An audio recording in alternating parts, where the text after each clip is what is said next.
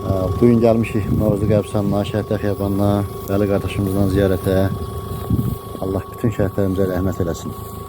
Novruzdan köçən bütün dünyasının köçənlərini hər birini Allah qəmi rəhmət eləsin. Qazilərimizə Allah can sağlığı versin. Allah elimizə, obamıza dəyməsin. Çox gözəl işlər gedir. İnşallah bugün də bacardığımız qədər bu ağaçlardan da suaracağıq. Vəli qardaşla bir yerdə. Allah bütün şəhidlərimizə rəhmət eləsin. Allah bütün şəhidlərimizə rəhmət eləsin. Məkanları cənnət olsun. Allah qaziləri qorusun. Veteranlarımızı qorusun. Bu mağar tam hazır olanda mən ondan bəri ilk dəfədir gəlirəm. Həqiqətən halal olsun. Çox gözəl əl qabiliyyəti ilə işləyiblər.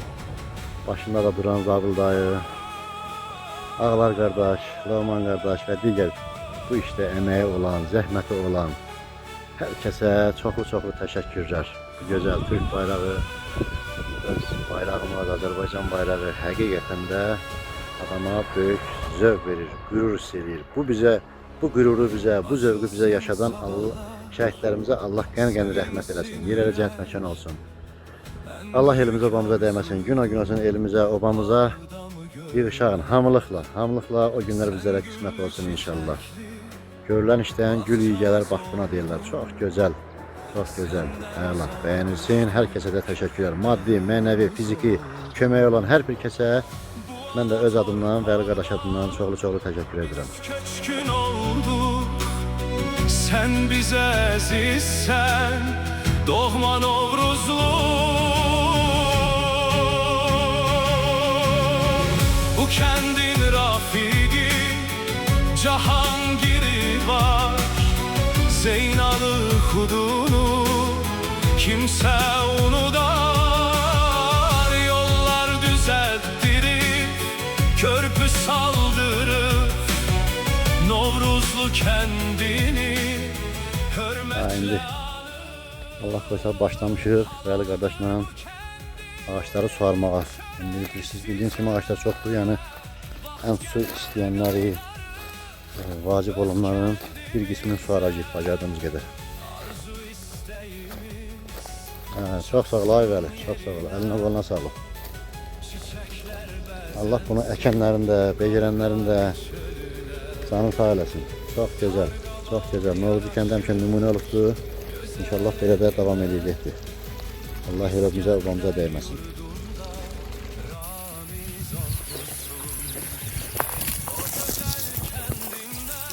Hər vaxtı xeyirli olsun Novruzlu bizi, Novruzlu cəmaatı.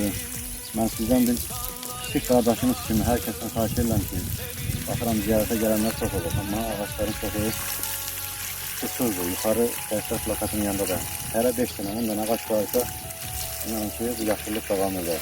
Bugünə kimi yağınızdan əlaqədar Asfaltar qardaşlarımızın sayəsində bu ağaçlar yaşıl qalıbdır. Bu işə də davam edir. Hər kəs ziyarətə gələndə çox xahiş edirəm, kiçik qardaşınız kimi suvarmaya diqqət edəyim. Hər günə təşəkkürlər.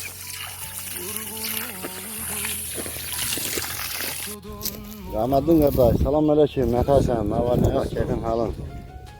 Allah o gözəl anana rəhmət etsin, gözəl anana, atana. Bugün Vəli qardaşla gəlmişik Novruzluya ziyarətə, anan qəbrini ziyarət elədik.